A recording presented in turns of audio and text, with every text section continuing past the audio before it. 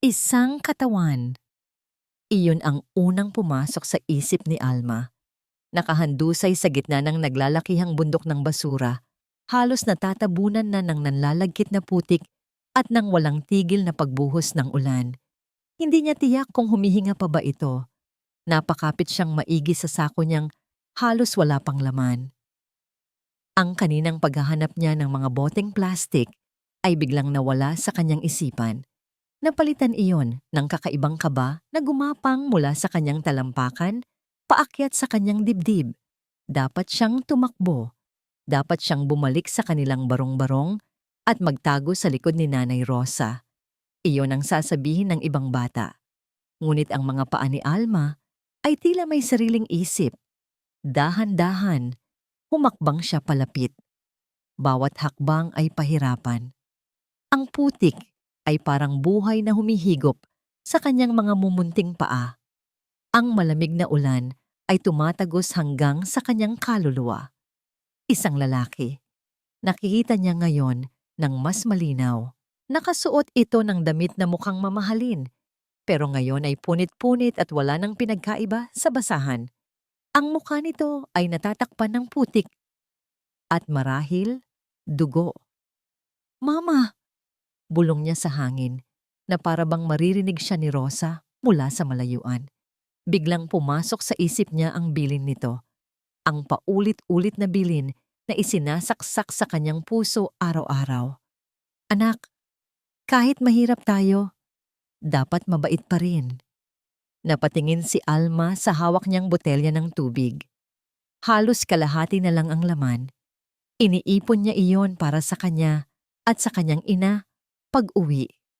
Naramdaman niya ang panunuyo ng sarili niyang lalamunan, ang pagkauhaw na kanina pa niya tinitiis. Ngunit ang lalaki sa harap niya, baka mas kailangan niya ito. Muli siyang humakbang hanggang sa maabot na niya ang katawan.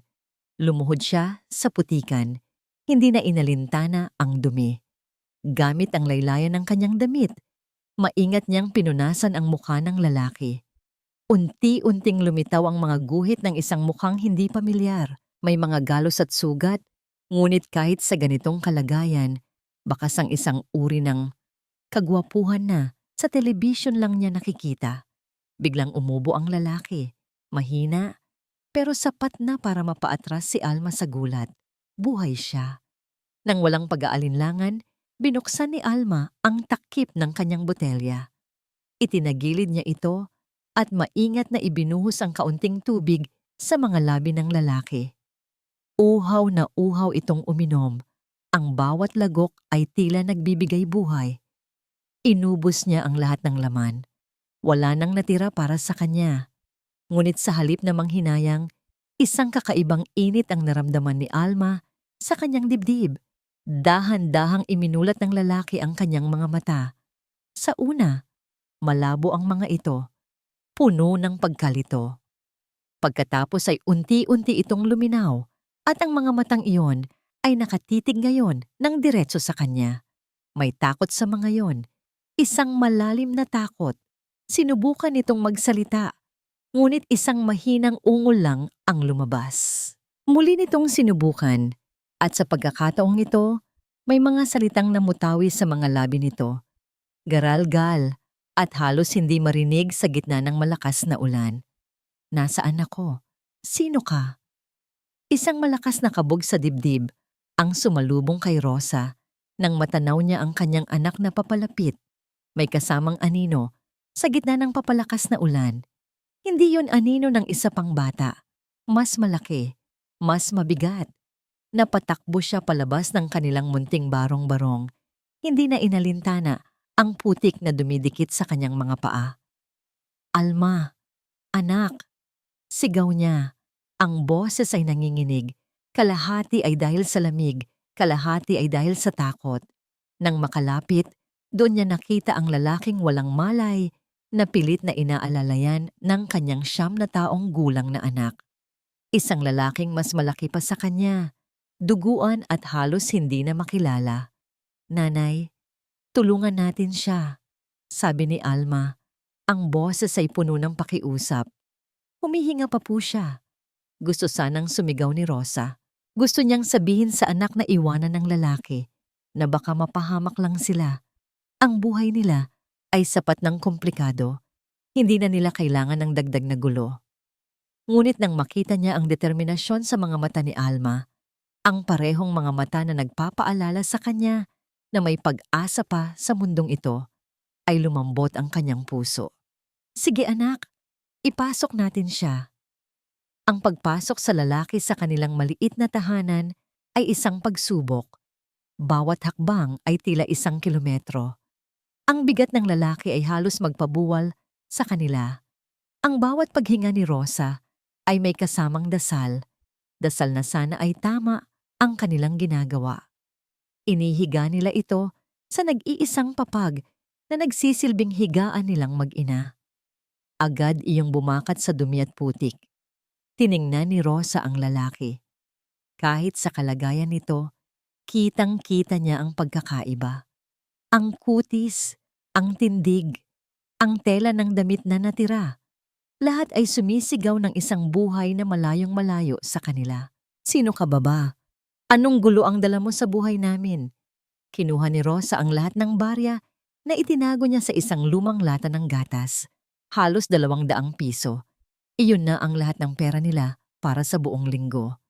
Huminga siya ng malalim. Alma, bantayan mo siya. Bibili lang ako ng gamot at pagkain. Hindi mapakali si Rosa ng gabing iyon. Matapos linisin ang mga sugat ng lalaki at pakainin ito ng kaunting lugaw na hinaluan ng natirang dilatang sardinas, umupo siya sa isang sulok, pinagmamasdan ng bisita habang mahimbing itong natutulog. Pinagmasdan niya ang mukha nito. May kung anong pamilyar dito, ngunit hindi niya matukoy kung saan niya ito nakita. Ang mga kamay nito, kahit may mga galos, ay malinis at hindi sanay sa mabibigat na gawain. Isang anino mula sa nakaraan ang bumisita sa kanyang isipan. Ang anino ng pagbibintang, ng panghuhusga. Ang takot na minsan na siyang sumira sa kanyang buhay ay unti-unting gumapang pabalik. Kinaumagahan, nagising ang lalaki. Sinubukan nitong bumangon, ngunit napadaing ito sa sakit at napahigang muli. Ang mga mata nito ay puno pa rin ng pagkalito, gumagala sa bawat sulok ng kanilang munting dampa. Noon pumasok si Alma, may dalang isang mangkok ng mainit na lugaw. Good morning po, Tito Pogi. Masayang bati ng bata. Kain na po kayo para lumakas kayo. Isang maliit na ngiti ang sumilay sa labi ng lalaki. Isang ngiting hindi umabot sa kanyang mga mata. Tinulungan siya ni Alma na kumain. Sinusubuan na parang isang pasyente. Napangiti si Rosa sa tanawin. Saglit na nawala ang kanyang mga pangamba. Ngunit ang kapayapaan ay hindi nagtagal. Rosa! Hoy Rosa! Isang malakas na katok ang narinig nila mula sa labas. Si Aling Marites. Ang kanilang kapitbahay na ang buhay ay ang buhay ng may buhay. Bumukas ang pinto at pumasok si Aling Marites nang walang paalam. Agad na nanlaki ang mga mata nito nang makita ang lalaki sa papag. Naku, Rosa, sino yang bisita mo? Ang gwapo ha. Mukhang naligo sa pera. At sa putik. Saan mo naman napulot yan? Sunod-sunod nitong tanong. Napulilan lang siya ng ulan. Aling Marites, tinulungan lang namin. Palusot ni Rosa, ramdam ang pag-init ng kanyang mga pisngi. Pinaningkitan siya ng mata ni Marites, tila hindi naniniwala. Ganoon ba? Nako, mag-iingat ka. Baka mamaya kung sino pala yan. Pagkasabi niyo na'y umalis din ito agad. Dala-dala ang isang balitang tiyak na kakalat sa buong Smoky Mountain. Napabuntong hininga na lang si Rosa. Ito na nga ba ang sinasabi niya? Hindi pa man lumilipas ang 1 oras, bumalik si Aling Marites. Tumatakbo ito. Humihingal, at ang muka ay puno ng hindi maipintang ekspresyon. Rosa! Rosa, may problema. Ano yon, Aling Marites? Kinakabahang tanong ni Rosa. May mga pulis na papunta rito. Humahangos na, sabi nito. Hinahanap daw nila ang mayamang negosyanteng si Alejandro Reyes na nawawala. Nanigas si Rosa sa kanyang kinatatayuan. Ang mga salitang iyon, pulis, negosyante, ay parang mga pako na ibinaon sa kanyang puso. Ginigising ang isang halimaw na matagal na niyang pinapatulog. Ang kanyang mga kamay ay nanlamig at ang kanyang paghinga ay tila ninakaw. Alejandro Reyes, paulit-ulit na tumatakbo ang pangalang iyon sa kanyang isipan. Pamilyar ito, parang isang lumang kanta na alam niya ang tono, ngunit hindi matandaan ang mga salita. Habang nakaupo sa papag, pinapanood ang takot na unti-unting lumamon sa buong pagkatao ni Rosa. Naramdaman niyang ang pangalang iyon ang susi sa lahat. Ngunit ang kandado ay masyadong makalawang. Bago pa man siya makapagtanong, bumukas ang pinto ng malakas. Hindi katok, isang tulak. Pumasok ang dalawang lalaking nakauniporme. Ang kanilang malalaking katawan ay tila nagpasikip sa kanilang munting dampa. Ang kanilang mga bota ay nag-iwan ng maruruming bakas sa sahig na kawayan. Sa likod nila ay isang mas matandang lalaki, isang inspektor marahil, na ang mga mata ay matalas at mapanghusga. Inilibot nito ang tingin sa loob. At sa mga mata nito, nakita ni Alejandro ang hindi maitatagong pandidiri. "Magandang umaga," sabi ng inspektor, ngunit ang boses nito ay walang bahid ng anumang kagandahan. "Kami ang naghahanap sa nawawalang si Mr. Alejandro Reyes." Lahat ng mga mata ay napunta sa kanya. Isang likas na ugali ang nagtulak sa kanya na tumayo. Isang ugali na nagsasabing kailangan niyang kontrolin ang sitwasyon. Ngunit ang kanyang katawan ay nagprotesta. Isang matinding kirot ang kumalat sa kanyang tagiliran at ang kanyang ulo ay umikot. Napahawak siya sa dingding para manatiling nakatayo. Ang bawat paghinga ay mabigat. Sa kabila ng sakit, ipinuwesto niya ang kanyang sarili sa pagitan ng mga pulis at nina Rosa at Alma. Isang mahinang pader laban sa isang rumaragasang baha. May problema ba?" Hirap niyang tanong. Ang sarili niyang boses ay parang boses ng ibang tao. Ngumisi ang inspektor. Isang ngising hindi abot sa mga mata. "Malaki ang problema. Nakatanggap kami ng impormasyon na dito siya itinatago." "Itinatago?" Ang salitang yon ay mali. "Hindi," sabi niya. "Tinulungan. Tinulungan nila ako." Inilabas ng inspektor ang isang plastic bag. Sa loob nito ay isang mamahaling leather na pitaka, walang laman, at isang cellphone na basag ang screen. "Ito ba ay pagtulong?" tanong ng inspektor. Itinaas ang ebidensya. "O paghahanda para sa ransom? Nahanap namin ito hindi kalayuan dito." Tinitigan ni Alejandro ang mga gamit. Walang anumang pagkilala. Mga bagay na pag-aari ng isang estranghero. Nakita niya mula sa gilid ng kanyang mga mata kung paano nanginig si Rosa. Hindi ito ordinaryong takot. Ito ay isang uri ng panginginig na nagmumula sa kaluluwa, na parang isang lumang sugat na biglang bumuka. Nakayuko lang ito. Ang mga kamay ay magkadikit. Ang mga labi ay walang imik, na parang tinanggap na ang isang hatol na matagal nang isinulat. Bakit hindi siya nagsasalita? Bakit hindi niya ipagtanggol ang sarili niya? Isang galit ang nagsimulang umusbong sa loob ni Alejandro. Galit sa mga pulis, galit sa sarili niya dahil sa kanyang inutil na isipan. Noon niya naramdaman ang isang maliit na kamay na humawak sa kanya. Mainit, nanginginig. Napatingin siya sa ibaba at nakita si Alma.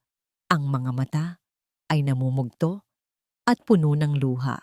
Ang muka ng bata ay puno ng sakit at pagkalito na hindi dapat maranasan ng sinuman sa kanyang edad. "Tito," umiiyak na pakiusap ng bata. Ang boses ay basag. "Tito, sabihin niyo po ang totoo. Hindi po masama si Mama. Sabihin niyo po sa kanila." Ang mga salitang yon ay tumusok sa puso ni Alejandro na parang isang kutsilyo.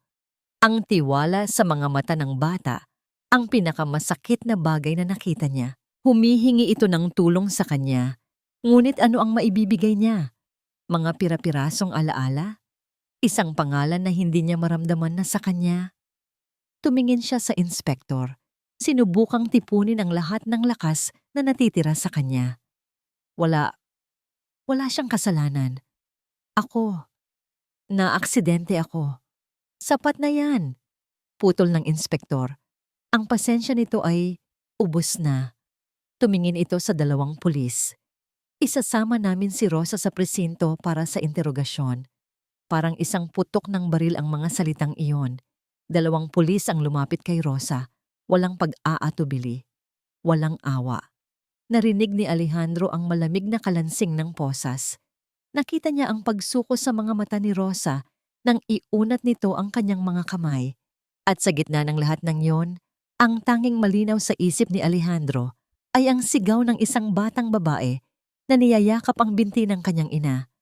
Habang ang mundo nila ay unti-unting gumuho.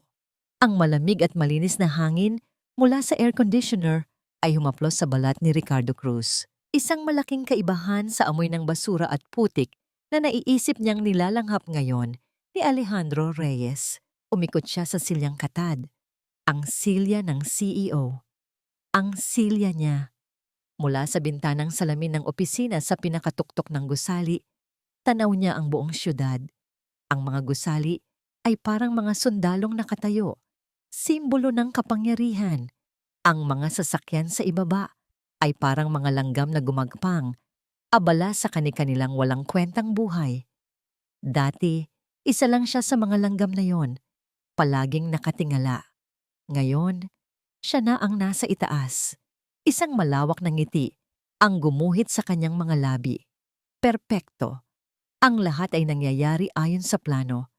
Kinuha niya ang kanyang cellphone at tinawagan ng isang numero. Sinagot ito pagkatapos ng isang ring. "Kamusta?" tanong ni Ricardo. Ang boses ay kalmado at puno ng awtoridad. "Okay na, boss." Sagot ng boses sa kabilang linya. Isang magaspang na boses ng taong sanay sa maruruming gawain. Nasa presinto na ang babae. Ang mga ebidensya na itanim na. Mukhang naniniwala naman ang mga pulis sa kwento. "Mabuti," sabi ni Ricardo.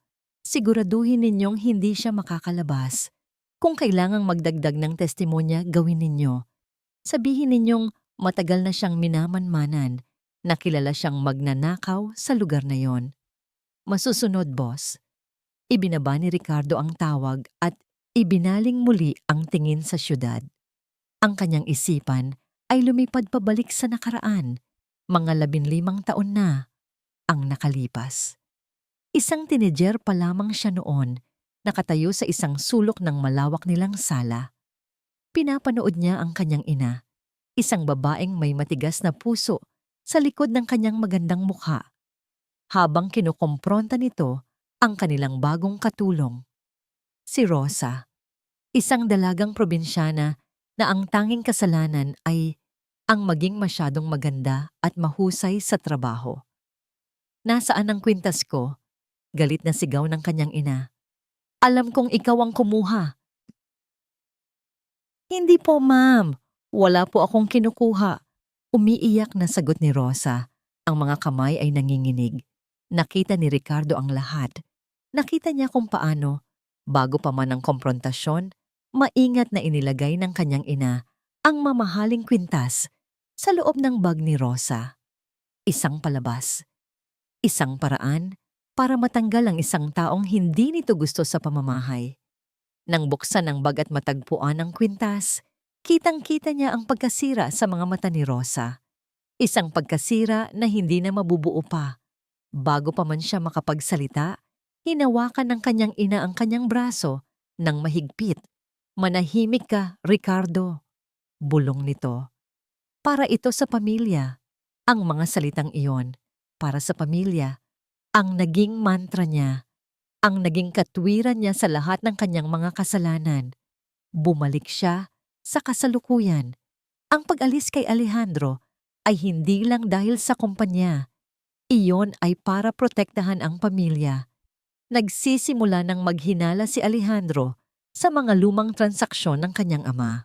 Kung magpapatuloy iyon, hindi magtatagal at mahuhukay nito ang lahat ng kanilang mga lihim, kasama na ang maliit na kasalanan nila kay Rosa de la Cruz. Ang pagkakadiskubre ni Alejandro sa parehong babae ay isang mapait na kabalintunaan, isang pagkakataon na hindi niya palalampasin, isang bato, 2 ibon. Aalisin niya si Alejandro sa landas at sisiguraduhing mananatili si Rosa sa ilalim kung saan siya nararapat. Muling nagring ang kanyang telepono. Isang kilalang reporter mula sa isang malaking news network. Ngumiti si Ricardo. Oras na para sa huling akto. "Hello?" Sagot niya. Ang boses ay puno ng pagkabalisa at pag-aalala. "Oo, ako nga. Si Ricardo Cruz, ang personal assistant ni Mr. Reyes. Opo, tama ang balita. Natagpuan na siya. Buhay, salamat sa Diyos. Ngunit ang mga detalye, nakakagimbal." "Sir, may ideya po ba kayo kung bakit niya gagawin yun?" Tanong ng reporter. Ang boses ay puno ng pag-usisa. Huminga ng malalim si Ricardo. Isang pag-arte na karapat-dapat sa isang parangal. Marahil dahil sa desperasyon, sabi niya, ang boses ay basag. O marahil, may mas malalim na galit siya sa pamilya namin. Ang presinto ng pulis ay may amoy na kakaiba. Isang pinaghalong amoy ng lumang papel, matapang na kape, at hindi maipaliwanag na desperasyon. Para kay Alejandro, ang bawat paghinga ay parang paglanghap ng lason. Bawat tunog, ang pag-type sa keyboard, ang pagring ng telepono, ang pag-uusap ng mga pulis, ay parang martilyong pumupukpok sa loob ng kanyang ulo. Nakatayo siya sa harap ng desk ng inspektor, isang taong tila bato na walang anumang emosyon. "Kailangan kong makausap ang abogado ko," sabi ni Alejandro. Pilit na pinatatatag ang kanyang boses. Tiningnan siya ng inspektor mula ulo hanggang paa. Ang mga mata ay puno ng pang-aalipusta sa kanyang maruming damit at magulong itsura. "At sino naman ang tatawagan mo kung hindi mo man lang maalala ang pangalan mo?" "Alejandro Reyes," sabi niya. Hawak ang nag-iisang bagay na sigurado siya. "Iyon ang pangalan ko." Tumawa ang inspektor. "Maraming nagsasabi niyan mula nang lumabas ang balita. Kumuha ka ng numero." Isang pader. Isang pader na gawa sa pagdududa at panghuhusga. Walang sino man ang naniwala sa kanya. Para sa kanila, isa lang siyang palaboy na nakisawsaw sa gulo. Bumalik siya sa isang upuang kahoy. Ang pakiramdam ng pagkatalo ay mas masakit pa kaysa sa kanyang mga sugat. Mula sa kanyang kinauupuan, tanaw niya si Rosa na dinadala sa isang maliit na kwarto. Ang interogasyon. Hindi niya maalis ang tingin sa mukha nito. Isang mukha ng pagsuko na parang matagal na niyang alam na ito ang kanyang magiging hantungan. Isang pulis ang dumaan habang kausap ang isa pa. "Yung babae sa kaso ni Reyes," sabi ng isa. "Ano na ang status?" "Nakuha na ang buong pangalan, Rosa de la Cruz," sagot ng kausap. "May record na pala yan dati. Small-time theft. Kaya pala, Rosa de la Cruz." Ang pangalan ay parang isang kidlat na tumama sa utak ni Alejandro. Biglang umikot ang kanyang paningin. Ang ingay ng presinto ay biglang nawala, napalitan ng isang matinis na tunog. At sa gitna ng kadiliman sa kanyang isipan, isang imahe ang sumulpot, malabo. Parang isang panaginip, isang kumikinang na kwintas na diamante. Ang liwanag nito ay nakakasilaw. Isang batang babae, mas bata pa kay Rosa ngayon, na umiiyak. Ang kanyang mga luha ay parang mga perlas na dumadaloy sa kanyang mga pisngi. Isang matapobreng babae, ang mukha ay hindi niya maaninag, na galit na nakaturo. Ang boses nito ay malupit at puno ng akusasyon. At pagkatapos, ang imahe ni Rosa, ang Rosa na nasa presinto ngayon, ang mukha ay nag-overlap sa mukha ng umiiyak na dalaga sa kanyang alaala. "Hindi!" Bulong ni Alejandro sa sarili. Napahawak siya sa kanyang ulo. Pilit na inaalis ang mga imahe. Hindi maari. Tumingin siya sa kabilang dulo ng hallway at nakita si Alma. Nakaupo sa sahig, yakap-yakap ang kanyang mga tuhod, ang maliliit nitong balikat ay nanginginig sa bawat paghikbi.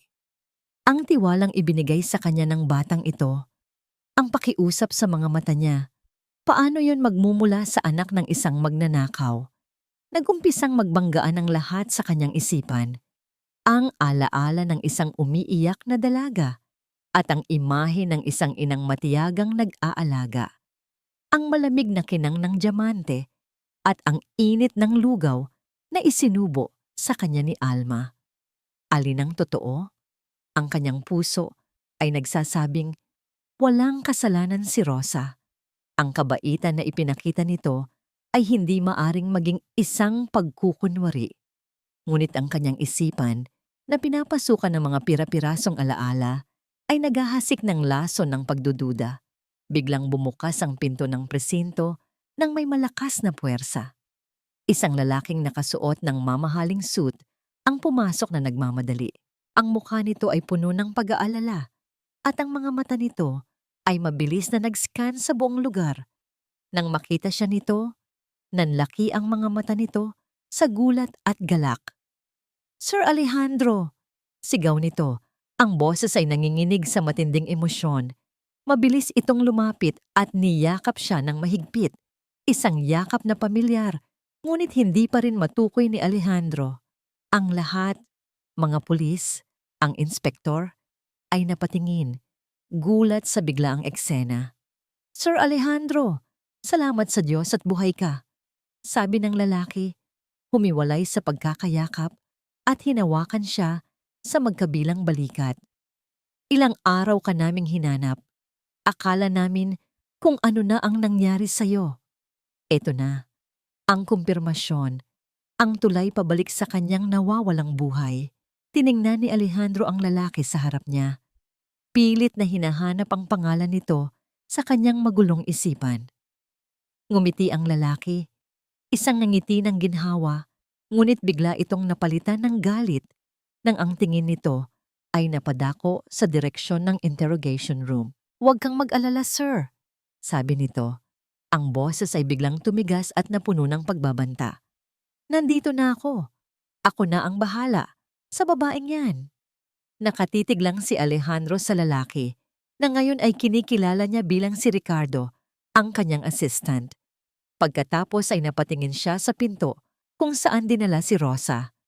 Ang kanyang isipan ay gulong-gulo. Hindi alam kung sino ang paniniwalaan. Ang lalaking sa wakas ay nagpatunay kung sino siya o ang babaeng sinasabi ng kanyang puso na pagkatiwalaan. Ang silid ay malamig.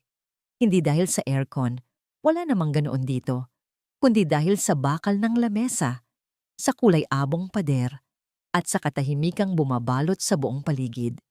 Nakaupo si Rosa sa isang upuang bakal. Ang kanyang mga kamay ay nakapatong sa ibabaw ng lamesa. Nanginginig. Bawat segundo na lumilipas ay parang isang oras. Ang tanging nasa isip niya ay si Alma. Nasaan na kaya ang anak ko? Sino ang kasama niya? Kumain na kaya siya?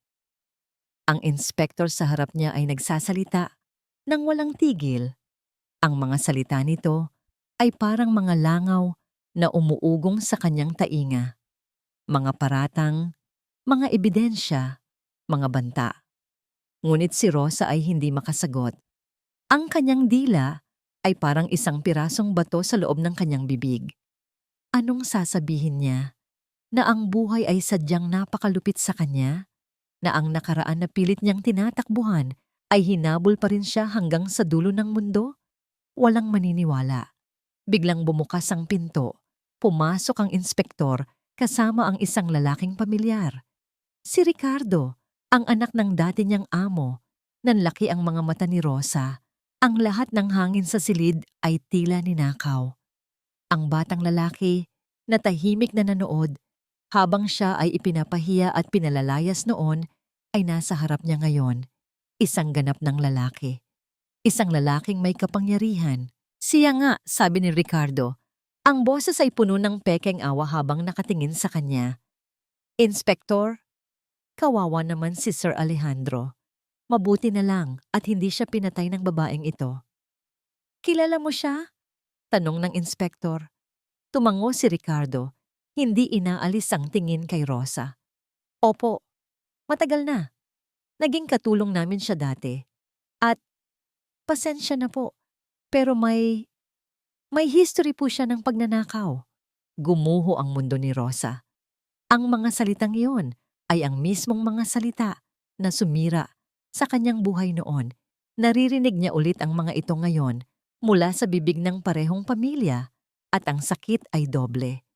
Ikinuwento ni Ricardo ang lahat, ang tungkol sa nawawalang kwintas, ang kanyang pag-amin, ang kanyang pagpapatalsik.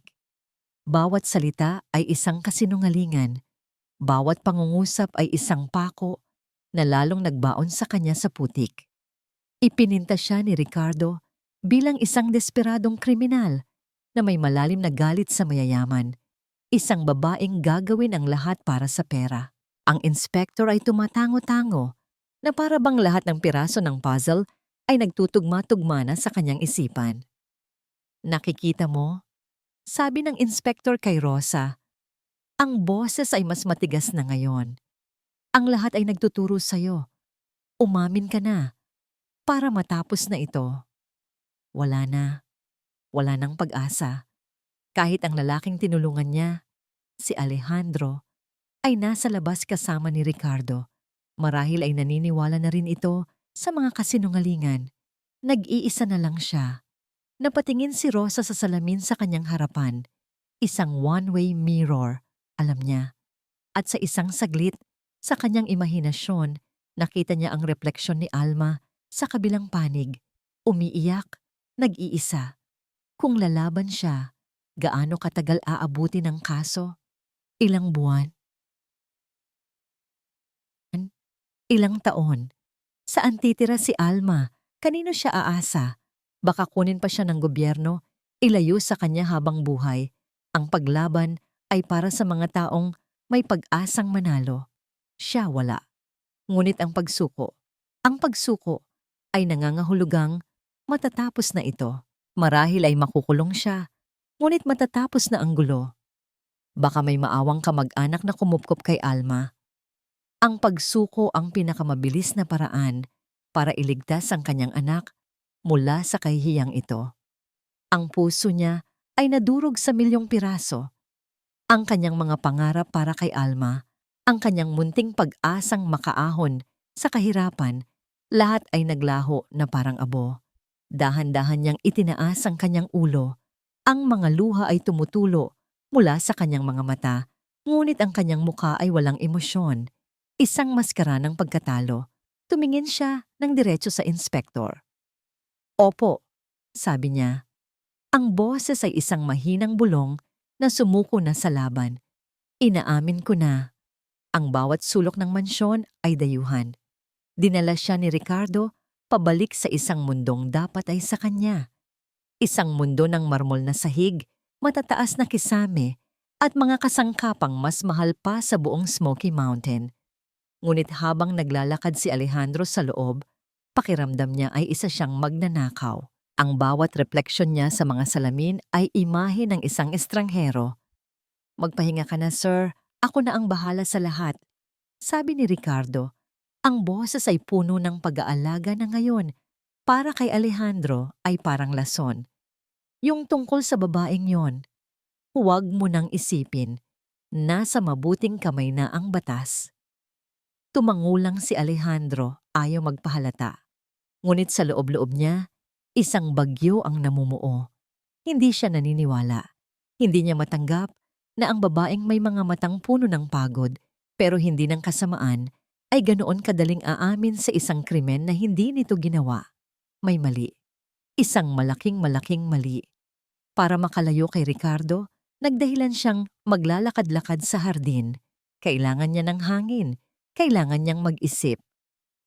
Ang hardin ay malawak at perpekto ang pagkakaayos. Ngunit sa isang sulok, malapit sa isang puno ng mangga, may isang figurang nakaupo. Isang maliit na figura. Si Alma. Nakaupo ito sa damuhan, yakap-yakap ang isang sirang manika na gawa sa basahan. Hindi ito umiiyak. Sa halip, may isang mahinang himig na namumutawi sa mga labi nito. Isang lullaby, malungkot at halos isang bulong na lang. Kinakantahan nito ang kanyang manika. Sinusubukang patulugin ito, marahil para patulugin na rin ang sarili nitong sakit. Napatigil si Alejandro. Ang himig na yon, pamilyar. Sobrang pamilyar. Isang himig na galing sa kaibuturan ng kanyang pagkabata. Isang himig na kinakanta ng kanyang ina bago siya matulog. Paano nalaman ng batang ito ang kantang iyon? At habang pinapakinggan niya ang malamyos na kanta, isang pinto sa kanyang isipan ang biglang bumukas. Hindi isang maliit na siwang, isang malakas na pagbukas. Nasa loob siya ng kanyang opisina. Nakatayo sa harap niya si Ricardo. Ang muka ay balisa. "Sir, hindi maganda ang proyektong ito. Masyadong malaki ang risk," sabi ni Ricardo. Tumutukoy sa isang partnership na isinasara ni Alejandro sa kumpanya ng ama ni Ricardo. "Anong risk ang sinasabi mo?" tanong ni Alejandro. Ang boses ay matigas. "O baka naman may tinatago ang ama mo, Ricardo?" Biglang nagbago ang mukha ni Ricardo. Ang pag-aalala ay napalitan ng takot. Ang purong takot. "Wala, sir. Wala." "Kung wala, bakit ayaw mong ipakita sa akin ang mga lumang records? Ano ang kinalaman ng pamilya ninyo sa isang Rosa de la Cruz?" Sa pagbanggit ng pangalan, si Ricardo ay namutla. At sa mga mata nito, nakita ni Alejandro ang sagot. Bago pa man siya makakilos, naramdaman niya ang isang malakas na tulak sa kanyang dibdib. Ang pagkawala ng balanse. Ang pagtama ng kanyang ulo sa isang matigas na bagay. At habang siya ay bumabagsak, ang huling nakita niya ay ang mukha ni Ricardo. Isang mukha ng isang taong tumawid na sa isang linyang hindi na niya mababalikan. Napahawak si Alejandro sa puno. Ang kanyang paghinga ay mabilis at malalim. Malinaw na ang lahat. Ang kwintas. Si Rosa. Ang partnership. Ang pagtulak sa kanya. Hindi ito nagkataon lang. Ito ay isang desperadong pagtatangka ni Ricardo na pagtakpan ang isang lumang kasalanan at gumawa ng bago. Hindi na siya ang nawawalang Alejandro Reyes, siya na ulit ang CEO. Ang hari. At isang hari ay hindi basta-basta sumusuko. Mabilis siyang bumalik sa loob ng mansyon, siniguradong hindi siya makikita ni Ricardo. Pumasok siya sa kanyang personal na library, ikinandado ang pinto, at kinuha ang isang lumang telepono na nakatago sa ilalim ng lamesa. Isang linyang hindi alam ng kahit sino, maliban sa isang tao. Nagdial siya ng numero. "Hello," sagot ng isang profesional na boses. "Attorney Gonzales," sabi ni Alejandro. Ang kanyang boses ay bumalik na sa dati nitong tono. Malamig, makapangyarihan, at walang bahid ng pag-aalinlangan. "Ako ito." Isang sandaling katahimikan sa kabilang linya, puno ng pagkabigla. "Mr. Reyes, Diyos ko, buhay ka." "Oo, buhay ako," putol ni Alejandro. "Makinig kang mabuti. Kailangan kong bumalik sa presinto. Ngayon na. At dalhin mo ang lahat ng dokumento tungkol sa pamilya Cruz." Ang bigat ng panulat sa kamay ng kanyang nanay ay parang bigat ng buong mundo. Pinapanood ni Alma mula sa siwang ng pinto. Nakatayo siya roon ng matagal, nakatago sa likod ng isang pulis sabgi. Maliit at halos hindi napapansin. Nakita niya ang lahat. Ang pagpasok ni Tito Ricardo, ang pag-iyak ng kanyang nanay, ang pagsuko, at ngayon, ang papel na nasa harap ni Nanay Rosa. Isang puting papel na may mga itim na salita. Isang papel na magnanakaw sa kanyang ina. Nanginginig si Rosa habang hawak ang ballpen. Dahan-dahan itong ibinababa patungo sa papel. Sa linyang kailangan nitong lagdaan. Bawat milimetro ng paggalaw ay parang isang mabagal na pagbitay. Umiyak si Alma nang walang tunog. Ang kanyang mga luha ay dumadaloy sa kanyang pisngi. Mainit at mapait. Gusto niyang sumigaw. Gusto niyang tumakbo at agawin ang papel. Ngunit ang kanyang mga paa ay parang nakapako sa sahig. Pakiramdam niya ay sobrang liit niya sa mundong ito. Walang kapangyarihan, walang boses. Noon bumukas ang pinto ng interrogation room. Hindi dahan-dahan. Bumukas ito ng may lakas at awtoridad na parang isang hari ang dumating. Lahat ay napatingin. Pumasok si Tito Alejandro. Pero hindi ito ang Tito Alejandro na nakilala niya sa kanilang barong-barong. Ang lalaking mahina, naguguluhan, at may mga matang puno ng tanong. Ang lalaking pumasok ngayon ay iba. Matikas ang kanyang tindig. Ang kanyang mga balikat ay tuwid. Ang kanyang suot, bagamat marumi pa rin, ay hindi na mahalaga. Ang kapangyarihan ay hindi nagmumula sa kanyang damit, kundi sa kanyang mga mata. Matalas, malamig, at nakatutok sa iisang direksyon, sa kamay ni Rosa na malapit nang pumirma. Huwag. Isang salita lang. Ngunit ang salitang iyon ay umalingaw-ngaw sa buong silid, mas malakas pa sa isang sigaw. Puno ito ng kapangyarihang humihinto sa oras. Agad na natigilan si Rosa, ang dulo ng ballpen ay 1 sentimetro na lang ang layo mula sa papel. Dahan-dahang lumakad si Alejandro palapit sa lamesa. Sa likod niya ay pumasok ang isa pang lalaki na nakasalamin at may dalang itim na briefcase. Sa Sir Alejandro? Naguguluhang tanong ni Ricardo. Ang pekeng pag-aalala ay napalitan ng tunay na pagkatakot. Anong ginagawa mo rito? Baka ma-stress ka lang. Hindi siya pinansin ni Alejandro. Ang kanyang mga mata ay nanatili kay Rosa. Lumuhod siya ng bahagya para magpantay ang kanilang mga mukha. Hinawakan niya ang kamay ni Rosa na nanginginig at dahan-dahang kinuha ang ballpen mula rito. Huwag mong gawin yan, ulit niya. Mas mahina na ngayon, ngunit mas matindi ang kahulugan. Wala kang kasalanan. Isang butil ng luha ang pumatak mula sa mata ni Rosa. Isang luha ng pagkabigla, ng pagkalito, ang isang munting pag-asa. Ang inspektor at si Ricardo ay kapwa na tigilan, hindi maintindihan ang biglaang pagbabago. Anong ibig sabihin nito, Mr. Reyes? Tanong ng inspektor, halatang naiirita. Umamin na siya. Umamin siya dahil sinukuan na niya ang isang sistemang kailanman ay hindi naging patas sa kanya. Sagot ni Alejandro, tumayo at hinarap ang inspektor. Ang buong pangyayaring ito ay isang malaking pagkakamali. Ako ang biktima at ang babaeng ito, kasama ang kanyang anak, ang nagligtas sa akin. Ang lalaking may dalang briefcase ay lumapit at naglatag ng mga dokumento sa lamesa. Ako si Attorney Gonzales, ang personal na abogado ni Mr. Alejandro Reyes. Ito ang lahat ng papeles na magpapatunay sa kanyang pagkatao. Natulala si Ricardo. Ang kulay sa kanyang muka ay unti-unting nawala. Sinubukan niyang bawiin ang sitwasyon. Inspector, baka naguguluhan pa rin siya. Ang trauma. Nakidnap siya. Natural lang na maapektuhan ang isip niya. Sa gitna ng lahat ng kaguluhan, sa wakas ay nakakilos si Alma. Ang takot niya ay napalitan ng isang tapang na hindi niya alam na meron siya. Isang tapang na ipinanganak mula sa pagmamahal. Tumakbo siya. Hindi niya pinansin ang mga pulis o si Attorney Gonzales. Dumiretso siya kay Alejandro, niyakap ang mga binti nito ng mahigpit at tumingala. Ang muka ay basang-basa ng luha. Tito, humikbi siya. Ang boses ay nanginginig ngunit malinaw. Tito, sabihin niyo po ang totoo. Hindi masama si Mama. Ang pakiusap ng bata. Ang dalisay at walang halong pagtitiwala.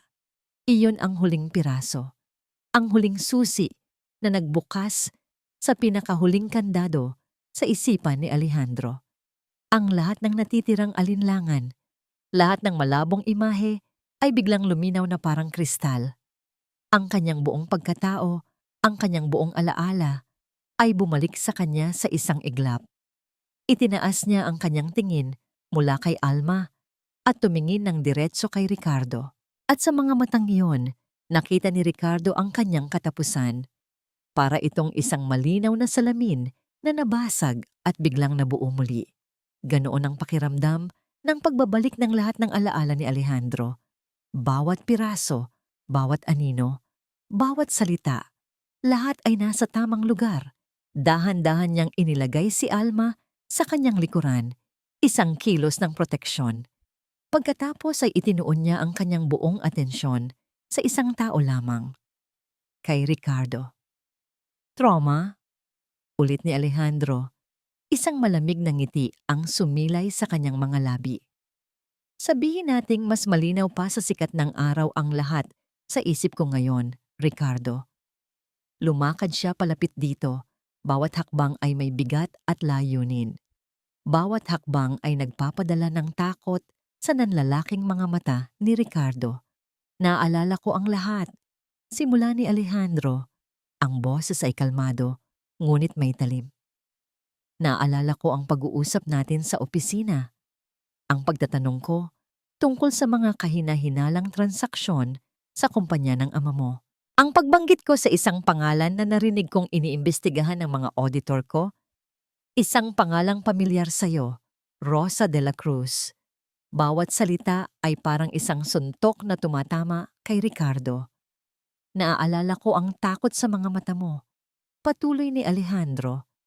At naaalala ko ang pagtulak mo sa akin, ang pagtama ng ulo ko sa gilid ng aking lamesa. Ang huling nakita ko, bago ako mawalan ng malay, ay ang mukha mo, Ricardo. Ang mukha ng isang duwag na traidor. Hindi totoo yan. Nagsisinungaling siya. Sigaw ni Ricardo, nagpapalingalinga sa mga pulis, naghahanap ng kakampi. Stress lang yan. Gawa-gawa lang ng isip niya. Gawa-gawa? Tanong ni Attorney Gonzales na ngayon ay nagbukas ng kanyang briefcase. Naglabas siya ng isang folder na puno ng mga dokumento. Mr. Cruz, ito ang mga kopya ng mga financial records na sinubukang itago ng ama mo. Mga records na nagpapakita ng malaking halaga ng perang inilabas mula sa kumpanya sa parehong linggo, kung kailan pinagbintangan ninyo si Rosa de la Cruz ng pagnanakaw ng kwintas 15 taon na ang nakalipas. Isang matinding katahimikan ang bumalot sa silid. Naalala ni Alejandro ang isang pag-uusap nila ng ama ni Ricardo, ilang buwan na ang nakalipas bago pa man magsimula ang kanyang hinala. Alejandro, sa negosyo, may mga problema minsan na kailangang plantsahin agad. Sabi nito habang naglalaro ng golf. Kahit na may isang inosenteng madadamay, it's just the cost of doing business. Noon, hindi niya pinansin ang mga salitang iyon. Ngayon, iyon na ang pinakamalinaw na pag-amin. Hindi lang ang kumpanya ang habol mo, Ricardo. Sabi ni Alejandro, ang boses ay bumaba, puno ng galit. Gusto mong siguruhin na ang babaeng ito ay mananatiling walang boses. Dahil kung magsalita siya, kung may maniwala sa kanya, masisira ang pangalan ng pamilya ninyo. Kaya nang malaman mong siya ang nakakita sa akin na nasa kanya ako, nakita mo ang perpektong pagkakataon. Isang bato, 2 ibon. Mawawala na ako at maitatali mo na si Rosa sa isang krimen na habang buhay niyang pagbabayaran. Hindi! Hindi! Desperadong sigaw ni Ricardo. Ang pawis ay tumatagaktak na sa kanyang noo. Ang ama ko, utos niya ang lahat. Kahit na utos pa niya, sagot ni Alejandro, ang mga kamay mo pa rin ang gumawa ng krimen. At sa mga sandaling iyon, tuluyan nang bumigay si Ricardo. Ang kanyang maskara ng isang maginoo ay nabakbak at ang lumabas ay isang kahabag-habag at desperadong nilalang. Ginawa ko lang yon para protektahan ang pamilya ko, ang pangalan namin. Umamin ito sa gitna ng kanyang pagkasira. Yung babaeng yan, siya ang sisira sa lahat. Dapat lang sa kanya yan. Iyon na ang pag-amin. malinaw at hindi maikakaila. Ang inspektor, na kanina'y puno ng panghuhusga kay Rosa, ay tila natauhan. Sumenya siya sa kanyang mga tauhan. Narinig muli ang kalansing ng posas, ngunit sa pagkakataong ito, para na ito sa tamang tao. Habang kinukuha ng mga pulis si Ricardo, na ngayon ay nagwawala at sumisigaw, napako ang tingin ni Alejandro kay Rosa. Nakatayo lang ito, ang mga luha ay malayang dumadaloy sa kanyang mga pisngi. Ngunit hindi na ito mga luha ng kalungkutan o pagkatalo. Ito ay mga luha ng ginhawa, ng katarungan. Ang bigat na pinasan niya sa loob ng 15 taon ay sa wakas, nabitawan na. Nagkatinginan sila. Sa mga matang yon, walang kailangang sabihin. Ang lahat ng pagdududa at maling akala ay naglaho. Ang natira na lang ay pasasalamat, pag-unawa, at isang pangakong hindi na siya muling mag-iisa. Nang mailabas na si Ricardo at ang kaguluhan ay humupa na, lumapit si Alejandro sa mag-ina. Dahan-dahan siyang lumuhod sa sahig para maging kapantay niya ang mga mata ni Alma, na ngayon ay nakatingin sa kanya na may halong pagkamangha at pagsamba. Hinawakan niya ang maliit na kamay nito at ngumiti. Isang tunay na ngiti sa unang pagkakataon. Tapos na ang lahat, sabi niya. Ang boses ay malambing. Oras na para magsimula ng bagong buhay. Ang amoy ng ginigisang bawang at sibuyas. Iyon ang unang napansin ni Rosa. Isang simpleng amoy, ngunit para sa kanya, iyon ang pabango ng kapayapaan. Sa loob ng maraming taon, ang palagi niyang nalalanghap ay ang amoy ng basura, ng kahirapan, ng walang katapusang ulan sa bubong na yero. Ngayon, nakatayo siya sa isang maliit, ngunit malinis na kusina. Ang sahig ay hindi na putik, kundi malamig na tiles. Ang bubong ay hindi na tumutulo. Wala na ang takot. Ilang linggo na ang nakalipas mula nang mangyari ang lahat. Bawat araw mula noon ay parang isang panaginip. Si Alejandro, sa tulong ng kanyang mga abogado, ay inayos ang lahat. Inilipat sila sa isang simpleng apartment sa isang disenteng lugar. Hindi ito mansyon, hindi ito marangya. Ngunit para sa kanila ni Alma, ito ay isang palasyo. Isang palasyo kung saan sa wakas ay makakahinga na sila ng maluwag. Nanay, nanay, tingnan niyo po. Napangiti si Rosa nang marinig ang masayang sigaw ni Alma mula sa sala. Pinatay niya ang apoy sa kalan at lumabas ng kusina. Nakatayo si Alma sa harap ng isang salamin. Suot-suot ang kanyang bagong uniforme. Puti ang blouse, paldang asul, at may malinis na puting medyas. Paulit-ulit itong umiikot, pinagmamasdan ang sarili na parang isa siyang prinsesa. Ang tela ay medyo matigas pa, ang sapatos ay medyo makintab pa, pero sa mga mata ni Alma, iyon ang pinakamagandang damit sa buong mundo. Bagay po ba, nanay? Tanong nito. Ang mga mata ay kumikinang sa tuwa. Hindi nakasagot si Rosa. Tumangulang siya habang pinipigilan ang mga luhang nagbabadyang tumulo. Ang simpleng pangarap niya para sa kanyang anak, ang makapag-aral, ang magkaroon ng normal na buhay, ay natutupad na sa harap niya. May kumatok sa pinto. Nagtakbuhan ang mag-ina para buksan ito. Sa labas ay nakatayo si Alejandro. May dalang isang paper bag at may malawak na ngiti sa kanyang mga labi. Hindi na siya ang CEO na nakikita sa mga magasin. Hindi na rin siya ang sugatang lalaki mula sa basurahan. Siya na ngayon si Tito Alejandro. Tito! Masayang sigaw ni Alma at yumakap sa mga binti nito. Wow! Sabi ni Alejandro habang ginugulo ang buhok ng bata. Handa ka na para sa unang araw mo sa eskwela, ah? May dala akong mga libro para sa'yo. Mas lalong nagliwanag ang mukha ni Alma. Nang gabing iyon, sabay-sabay silang kumain ng hapunan. Isang simpleng hapunan, adobong manok at mainit na kanin. Ngunit para sa kanilang tatlo, iyon ay isang piging. Nagkukwento si Alma tungkol sa mga aasahan niya sa eskwela. Nakikinig naman si Alejandro, nagtatanong, Tumatawa sa mga biro ng bata. Tahimik lang si Rosa na pinapanood sila. Ang kanyang puso ay puno ng isang emosyon na matagal na niyang hindi naramdaman. Pasasalamat, isang dalisay, at umaapaw na pasasalamat. Nang matapos silang kumain at habang si Alma ay abala sa pagtingin sa mga bagong libro, nilapitan ni Rosa si Alejandro na nakatayo malapit sa bintana. Salamat, mahinang sabi ni Rosa. Tumingin sa kanya si Alejandro. Wala iyon, Rosa. Kulang pa nga ito. Umiling si Rosa. Hindi. Hindi lang para sa bahay o sa pag-aaral ni Alma. Salamat. Dahil isinauli mo ang isang bagay na mas mahalaga pa sa pera. Naguluhan si Alejandro. Ano yun? Ang dangal ko, sagot ni Rosa. At sa unang pagkakataon, nakatingin siya ng diretso sa mga mata nito nang walang takot o hiya. Binalik mo ang pangalan ko. Iyon. Habang buhay kong tatanawing utang na loob.